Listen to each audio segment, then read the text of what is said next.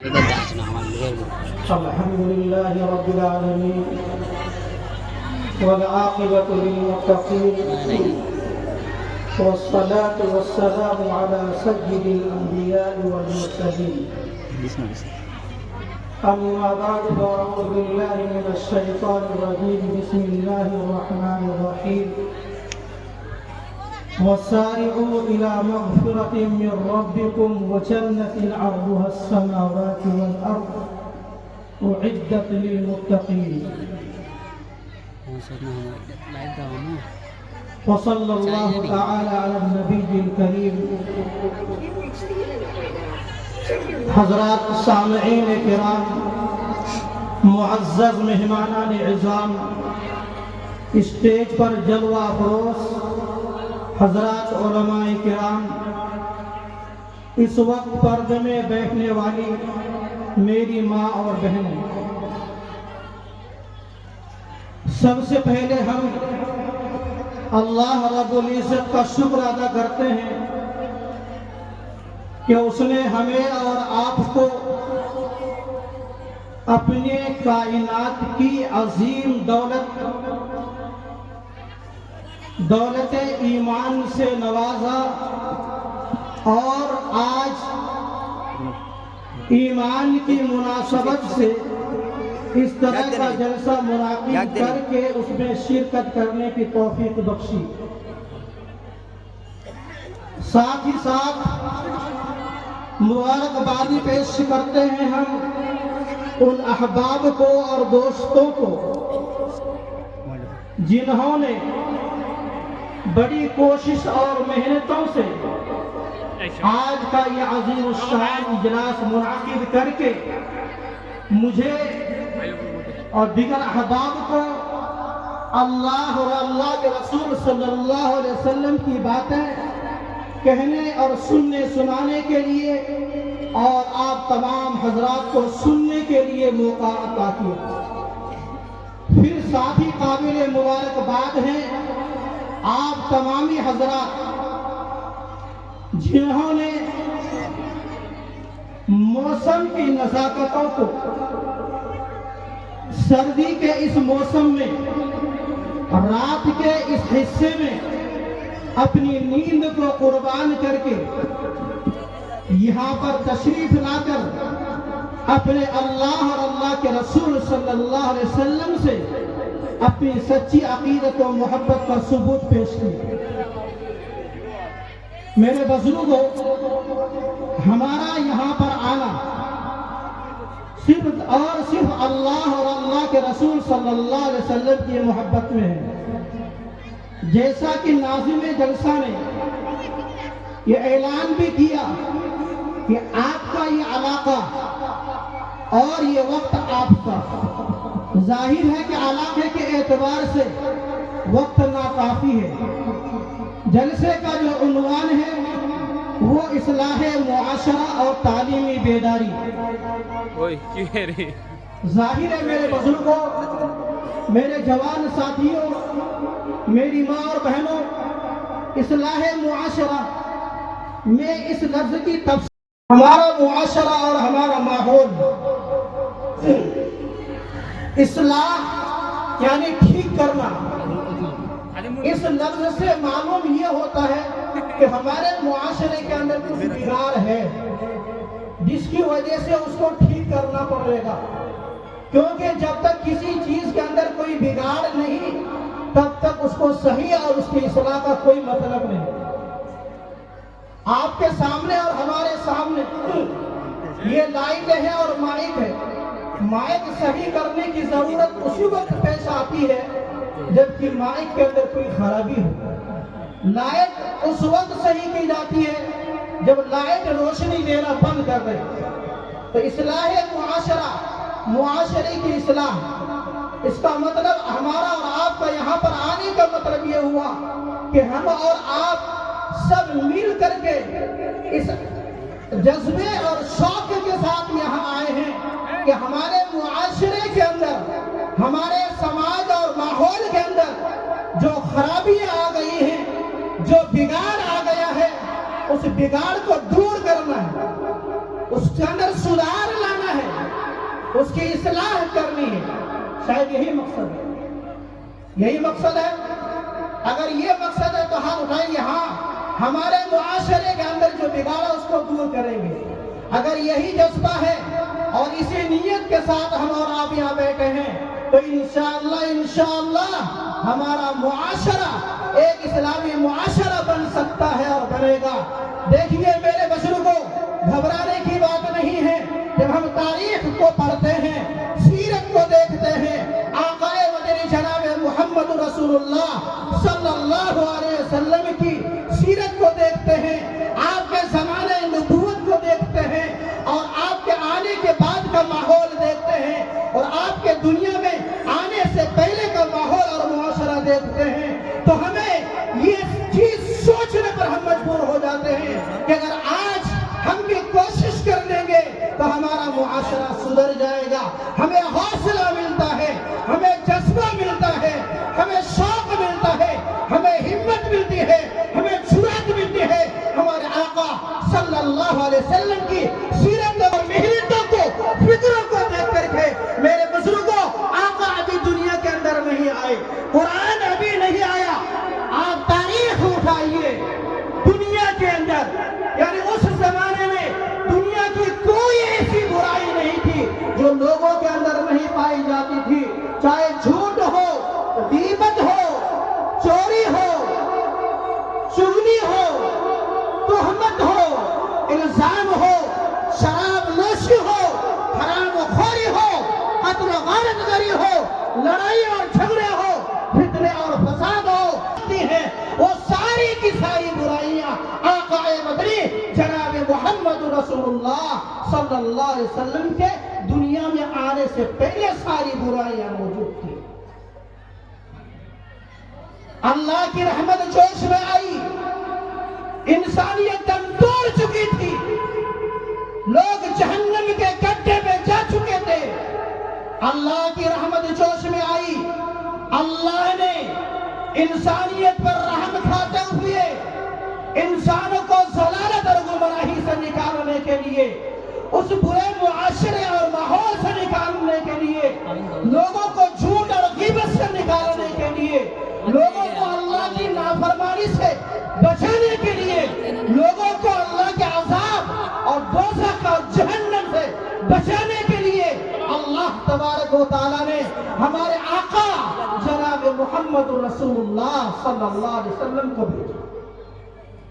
آقا آئے، اللہ نے آقا مدنی صلی اللہ علیہ وسلم پر لوگوں کی رشد و ہدایت کے لیے، لوگوں کو صحیح راستہ بتانے کے لیے، دین کا راستہ بتانے کے لیے، دنیا کا راستہ بتانے کے لیے، اپنی ضرورتیں پوری کرنے کے لیے، معاشرہ سوسائٹی کو بڑھیا اور بہتر سے بہتر بنانے کے لیے اللہ تبارک و تعالیٰ نے ایک پیغام دیا، ایک سبق دیا اور ایک درس دیا، ایک نظام دیا جس نظام کا نام ہے قرآن.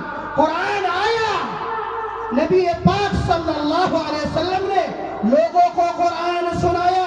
میرے بزرگوں، قرآن نے کیا کام کیا؟ نبی نے قرآن سنایا، لوگوں کے دل بدل گئے، جذبات بدل گئے، حوصلے بدل گئے، فکر بدل گئی، سوچ بدل گئی، لوگوں کے طریقے بدل گئے، معاشرہ بدل گیا، سماج بدل گیا، سوسائٹی بدل گئی. وہ لوگ جو اللہ کی نافرمانی پر اپنے 24 گھنٹے گزارا کرتے تھے، اب وہ ایک سیکنڈ بھی اللہ کی نافرمانی کے لیے تیار ہے. یہ انقلاب کہاں سے آیا؟ نبی پاک صلی اللہ علیہ وسلم کے ذریعے سے جو قرآن ملا تھا. قرآن نے آ کر کے وَالَّذِي بَعَثَ فِي الْأُمِّيِّينَ رَسُولًا مِّنْهُمْ يَتْلُو عَلَيْهِمْ آيَاتِهِ وَيُزَكِّيهِمْ وَيُعَلِّمُهُمُ الْكِتَابَ وَالْحِكْمَةَ. اللہ تبارک و تعالیٰ نے خود قرآن کریم کے اندر اپنے حبیب صلی اللہ علیہ وسلم کو بھیجنے کا مقصد بتایا کہ ہم نے نبی کو بھیجا تاکہ یہ نبی لوگوں کو قرآن پڑھ کر کے سنائے اور قرآن پڑھ کر کے سنا کر کے لوگوں کی تعلیم کرے، لوگوں کو حکمت کی باتیں بتائے، لوگوں کو دنیا اور آخرت میں کامیابی کا راستہ بتائے اور لوگوں کا تزکیہ کرے. آقا مدنی صلی اللہ علیہ وسلم نے قرآن کے مطابق لوگوں کو تعلیم دی، قرآن کی تعلیم دی، قرآن کی تشریح فرمائی۔ میرے بزرگوں، اب دنیا بدل گئی، ماحول بدل گیا، معاشرہ بدل گیا، جذبات بدل گئے، خیالات بدل گئے، تصورات بدل گئے۔ اللہ اکبر! اب وہ لوگ جو ہمیشہ جھوٹ بولتے تھے اور جھوٹ کے قریب جانے کے لیے تیار۔ ہمارے معاشرے کی خرابیاں کیا ہیں؟ پہلی خرابی ہم جانتے ہیں، عمل نہیں کرتے۔ پہلی خرابی جان کر کے عمل نہیں کرتے۔ ہم میں سے یہاں پر جتنے لوگ بیٹھے ہوئے ہیں، کس کو نہیں معلوم کہ نماز ہمارے اوپر رات و دن میں 5 وقت کی نماز فرض ہے؟ بتائیں یہاں پر ہاتھ اٹھا کر کے کہ کوئی یہ کہے مجھے نہیں معلوم ہے۔ ہر انسان کو، جو بھی یہاں پر بیٹھے ہوئے ہیں، انہیں یہ معلوم ہے کہ اللہ تبارک و تعالیٰ نے ہمارے اوپر نماز فرض کی ہے، لیکن میرے بزرگوں معلوم تو ہے، عمل نہیں۔ معاشرہ بدلے گا کیسے؟ جو جانکاری آئے گی، جو علم آئے گا، جو باتیں سیکھی جائے گی، جو جانکاری ہمارے اندر آئے گی، اس جانکاری کے ذریعے سے ہم اپنی زندگیوں کو بدلیں گے۔ قرآن کے مطابق ہماری زندگی ہوگی، ہمارا 24 گھنٹہ آقا صلی اللہ علیہ وسلم کی زندگی کے مطابق ہوگا۔ ہمارا چلنا پھرنا، ہمارا رہنا سہنا، ہمارا کھانا پینا، ہماری رفتار و گفتار، ہمارے اقوال اور اقوال سب آقا صلی اللہ علیہ وسلم کے مطابق ہوں گے۔ میرے بزرگوں، معاشرے کو سدھارنے کے لیے، معاشرے کی خرابیوں کو اور ان کے بگاڑ کو درست کرنے کے لیے ہمیں زیادہ محنت کرنے کی ضرورت نہیں، بس ایک چیز کو اپنانی ہے۔ وہ چیز کیا ہے؟ قرآن نے کہا، اے لوگوں، اللہ نے اپنے حبیب کے ذریعے سے اعلان فرمایا، قل ان کنتم تحبون اللہ فاتبعونی، اگر اے لوگوں تمہیں اللہ سے محبت ہے، آؤ اپنے نبی کی پیروی کر لو، نبی کے طریقے کو اپنا لو، اللہ کی محبت بھی پیدا ہو جائے گی، تمہارا معاشرہ بھی سدھر جائے گا، ورنہ یہ بے چینی کی زندگی تمہاری گزرتی رہے گی۔ ہر انسان بے چین ہے، ہر انسان پریشان ہے، ہر ایک کو دوسرے سے شکایت ہے۔ کیوں؟ اس لیے کہ ہم نے قرآن کی تعلیم کو لیا نہیں، نبی کی سنت کو لیا نہیں۔ میرے نبی جو طریقہ بتا کر کے گئے تھے، آج ہر انسان، ہر گھرانہ، ہر خاندان، ہر قبیلہ اپنی فکر بنا لے، نبی کی فکر کو، نبی کے طریقے کو اپنا طریقہ بتا لے، نبی کے اعمال کو اپنے اعمال بنا لے، نبی کے مشن کو اپنا مشن بنا لے، معاشرہ خود بخود سدھرتا جائے۔ جوانوں، افسوس کے ساتھ کہنا پڑتا ہے، ابھی مولانا اورنگزیب نے بڑی خوبصورت انداز میں تقریر پیش فرمائی نماز کے اوپر۔ مجھے اس پر یہ کہنے پر میرا دل یہ مشہور ہو گیا کہ میں کہوں، میرے بزرگوں، جوانوں، ذرا بتاؤ، نبی سے بہت محبت ہے، جب نعت پڑھی جاتی ہے، اللہ اکبر، کتنے ہی ہم لوگ عشق نبی کا دعویٰ کرتے چلے جاتے ہیں اور نبی کے عشق میں، محبت میں جھوم جاتے ہیں۔ بزرگوں، کیا میرے نبی کی پوری زندگی میں نبی سے محبت کا دعویٰ کرنے والے یہ بتائیں کہ میرے نبی کی پوری زندگی میں کبھی ایک وقت کی نماز ہو ہے؟ بتا سکتے ہیں؟ پھر ہمیں نبی سے کیسی محبت، نبی سے کیسا عشق ہے، ہمارے معاشرے کے اندر سدھار کیسے آ جائے؟ سدھار لانا چاہتے ہیں کہ نماز کی فضیلت پر زیادہ بات نہیں کرتا۔ جوانوں سنو، آج اللہ نے جوانی دی ہے، طاقت دی ہے، قوت دی ہے، اس جوانی کو اللہ کے لیے استعمال کریں، اس لیے کہ اللہ کے حبیب صلی اللہ علیہ وسلم نے فرمایا کہ کل قیامت کا دن ہوگا، کل قیامت کے دن جب لوگ نفسی نفسی کے عالم میں ہوں گے، کوئی کسی کا پرسار حال نہیں ہوگا، لوگ ابھی اپنے حساب کتاب کے اندر ہوں گے، 7 طرح کے لوگ عرش کے سائے میں ہوں گے، کوئی پریشانی نہیں ہوگی۔ ان 7 قسم کے لوگوں میں سے ایک قسم کے وہ لوگ ہوں گے، ایک طبقہ نوجوان کا ہوگا، وہ نوجوان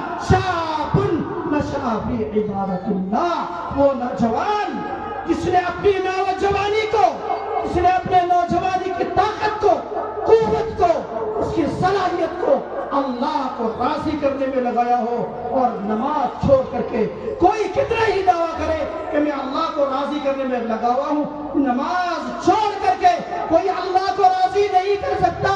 सुन लो, कोई वली हो, पीर हो, बुजुर्ग हो, आप पूरी तारीख दिखला दीजिए, किसी बुजुर्ग के हवाले से बतलाइए, कोई भी बुजुर्ग, कोई भी पीर, कोई भी वली उस वक्त तक वली या कामिल पीर का बुजुर्ग नहीं बन सकता जब तक कि उनकी जिंदगी के अंदर नमाज। आका सल्लल्लाहु अलैहि वसल्लम का आखिरी वक्त, जो सबसे आगू छोड़े, आखिरी वक्त है, कमजोरी है, ताकत नहीं है, कुव्वत नहीं है। मेरे आका सल्लल्लाहु अलैहि वसल्लम के अंदर खुद खड़ा होने की अब ताकत नहीं है, कुव्वत छीन गई। नमाज का वक्त हो गया, टाइम हो गया, जमात का वक्त है। आका सल्लल्लाहु अलैहि वसल्लम खुद खड़े नहीं हो सकते हैं। जवानों जरा गौर से सुनिए, अल्लाह ने आपको ये ताकत दी है। आका सल्लल्लाहु अलैहि वसल्लम खुद खड़े नहीं हो सकते हैं, ताकत सलाम हो चुकी है, पैर से खड़े नहीं हो सकते। तो सहाबा किराम को बुलाया, और तो सहाबा किराम के सहारे से आका नमाज के लिए जाते हैं, सामने के आप सल्लल्लाहु अलैहि वसल्लम के पैर मुबारक जमीन से खिसक रहे हैं। आज हमारे पास ताकत है, कुव्वत है, अल्लाह ने कुव्वत दी है। मेरे बुजुर्गों, जवान साथियों, बुढ़ापे के इंतजार में न रहो कि जब बुढ़ापा आएगा। आज किसने बुढ़ापा देखा है? कितने हमने जवान साथियों का जनाजा उठते हुए। इसलिए मेरे बुजुर्गों, मुआशरे के ऊपर मुझे बात करनी है। अगर मैं नमाज पर बात करता चला जाऊं तो बात नमाज पर पूरी नहीं होगी और वो वक्त पूरा हो जाएगा। इसीलिए नमाज के लिए फिक्र करें। अगर नबी से सही माने में मोहब्बत और उसके, किसको नहीं मालूम झूठ गुनाह है? आप में से कोई जानता है कि झूठ बोलने पर गुनाह नहीं होता? सबको मालूम है। लेकिन मेरे बुजुर्गों, हमारी जिंदगी झूठ से पाक नहीं है। मुआशरे को सुधारना है, नबी की सुन्नत को ले लो। नबी बने हैं 40 साल पर नबूवत का, 40 साल से पहले, बचपन हो या जवानी का हो या फिर बुढ़ापे का हो। लेकिन मेरे बुजुर्गों, मेरे नबी की पूरी जिंदगी उठा के, पूरी जिंदगी में कहीं पर भी मेरे आका सल्लल्लाहु अलैहि वसल्लम में झूठ का कोई दावा कर ही नहीं सकता है।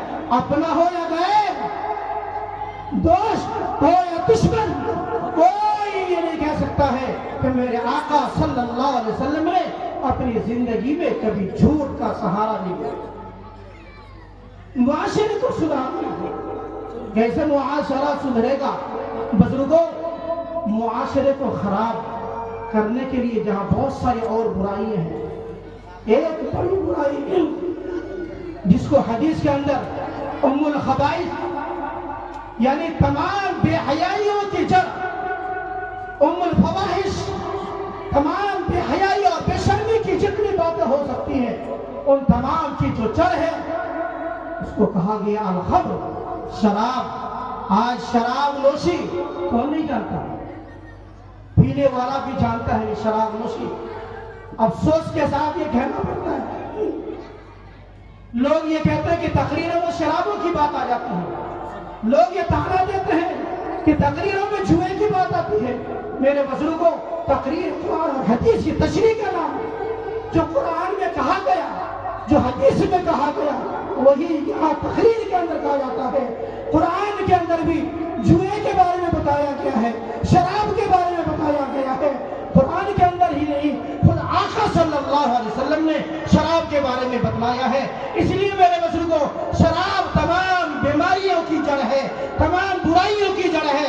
आज अगर हमने अपने मुआशरे को शराब की बुराई से नहीं रोका, याद रखें ये पूरा मुआशरा बिगड़ता चला जाएगा। मुआशरे को शराब के साथ कोई सुधार नहीं सकता। मुआशरे को सुधारना था, कुरान की आयत 3 अल्लाह के नबी ने ऐलान कर दिया, ऐ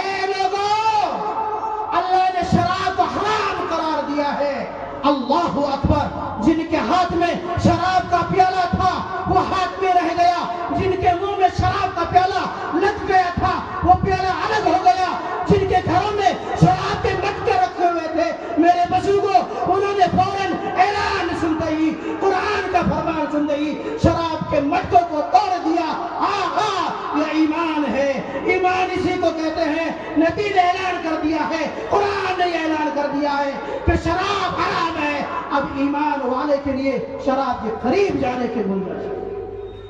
سننے کے بعد عمل تھا، سنا، جانکاری آ گئی، علم آیا، فوراً عمل کر لیا۔ آج ہم سنتے ہیں، عمل کے لیے تیار ہیں۔ کون عمل کرے گا؟ دوسرے لوگ آئیں گے، ہمیں اور آپ کو عمل کرنا ہے، ہمیں اور آپ کو کرنا ہے۔ معاشرے کو سب سے پہلے شراب سے دور کرنا ہے۔ اگر میرے بزرگوں صرف وہ گھر ذمہ دار نہیں ہے جس گھر کا کوئی فرد شراب پی رہا نہیں، پورا معاشرہ ذمہ دار ہے۔ کوئی یہ نہ سوچے کہ فلاں کا بھائی پی رہا ہے، فلاں کا بیٹا پی رہا ہے، وہ جانے، اس کا کام جانے نہیں۔ کل قیامت کے دن مجھ سے بھی پوچھو گی، آپ سے بھی پوچھو گی کہ تمہارے معاشرے کے اندر شراب پی جا رہی تھی، نوجوان بچے تمہارے دھوکے دے کر کے، تم سے تمہاری غفلت کا فائدہ اٹھا کر کے بچے، نوجوان بچے شراب پیتے تھے، تم نے جاننے کے باوجود، تمہیں معلوم ہونے کے باوجود تم نے اس کے لیے کیا کوششیں کی تھی؟ تم نے ان سے شراب کو ختم کرنے کے لیے کیا محنتیں کی تھی؟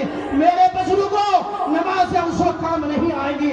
نماز ٹھیک ہے، جنت کی چابی ہے، نماز اپنی جگہ پر ہے، لیکن اگر اللہ نے پوچھ لیا، اگر ہمارا دامن پکڑ لیا اور خلی کل خود یہ نوجوان جن کو ہم اپنا بیٹا سمجھ کر، اپنا دوست اور بھائی سمجھ کر ان کی محبت میں شرما شرمی میں ان کو کچھ نہیں کہتے ہیں، کل یہی ہمارا دامن پکڑیں گے، اللہ کا یہ عرض کریں گے، اے اللہ یہ میرا باپ تھا، یہ میرا بھائی تھا، یہ میرا ماموں اور چچا تھا تو مجھے شراب سے روکنے پر قادر تھے، انہوں نے مجھے روکا۔ کیا ہوگا؟ آج قیامت کی باتیں سمجھ میں نہیں آتی۔ کیوں نہیں آتی؟ ایک چھوٹی سی مثال دے کر کے سمجھو۔ قیامت کی، قبر کے بعد کی باتیں سمجھ میں نہیں آتی۔ کیوں نہیں آتی؟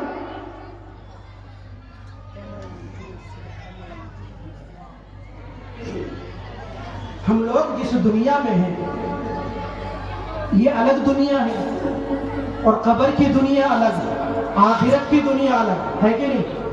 ایک دنیا میں رہتے ہوئے دوسرے دنیا کی باتیں کم سمجھ میں آتی ہیں۔ مثال کے طور پر دریا کے اندر، سمندر کے اندر ایک مچھلی ہو، مچھلی کی پوری دنیا وہی ہے، انہوں نے پانی سے اوپر کی دنیا دیکھی نہیں۔ اب اگر کوئی بڑی مچھلی، عقل مند مچھلی کسی مچھلی کو یہ سمجھائے کہ دیکھو یہاں پر ایک جگہ ہمارے یہاں کانٹا ہوتا ہے جس کو ہم لوگ چھیپ بولتے ہیں، چھیپ سمجھتے ہیں نا؟ چھیپ میں کانٹا ہوتا ہے، دھاگا، دھاگے میں جس کو بنسی بولتے ہیں، بنسی میں چارہ لگا ہوتا ہے، پھر مچھلی اسے کھاتی ہے، کھاتی کہ نہیں؟ کھانے کے لیے آتی ہے، اب اس بنسی کے اندر یعنی کانٹے میں پھنس جاتی ہے۔ پھنسنے کے بعد کیا ہوتا ہے؟ آپ لوگ کیا کرتے ہیں؟ اگر مچھلی ہمارے کانٹے میں پھنس جائے، اب گھر لائیں گے، گھر لا کر کے کاٹا جائے گا، اس کو صاف کیا جائے گا، بھونا جائے گا اور کھا لیا جائے گا۔ چونکہ مچھلی کی دنیا پانی ہے، پانی کے اوپر کی باتیں ان کو زیادہ سمجھ میں نہیں آئے گی۔ اگر کوئی مچھلی جو عقل مند ہو، سمجھدار ہو، کسی چھوٹی مچھلی کو یہ کہے کہ دیکھو پانی میں ایک کانٹا لگا ہوا ہے، چارہ ہے یہاں پر، اگر تم نے اس چارے کو کھا لیا تو سنو تم تو پھنس جاؤ گے، اوپر شکاری بیٹھا ہوا ہے، وہ شکاری تمہیں چھین لے گا، تمہیں اٹھا لے گا، پھر تمہیں اٹھا کر کے اپنے گھر لے جائے گا، گھر لے جا کر کے کاٹے گا، تیل میں بھونے گا، پھر تمہیں کھا جائے گا۔ وہ مچھلی کہے گی نہیں، ایسا کیسے ہو سکتا ہے؟ وہ مچھلی چونکہ اس نے ابھی دنیا دیکھی نہیں، دوسری دنیا دیکھی نہیں، ان کو بات سمجھ میں نہیں آئے گی۔ اب وہ مچھلی اس کی باتوں کو اگر نہیں مانتی ہے، ان کی بات سمجھ میں نہیں آتی ہے، اب یہ کانٹا لگاتا ہے، کانٹے میں مچھلی پھنس جاتی ہے، اس کو انسان پکڑ کے لاتا ہے، گھر میں لا کر مچھلی کو کاٹ کر کے، بھون کر کے، تل کر کے انسان کھا جاتا ہے، چبا چبا کر کے۔ میرے بزرگوں یہی حال ہے آج دنیا کے اندر۔ دنیا والے ہمیں یہ بتاتے ہیں کہ آخرت کے لیے تیاری کرو، آج ہمیں باتیں سمجھ میں نہیں آتی، لیکن جب ہماری آنکھیں بند ہو جائے گی تو جب سارا یہ ماجرا شروع ہوگا تب سمجھ میں آئے گی، جیسے کہ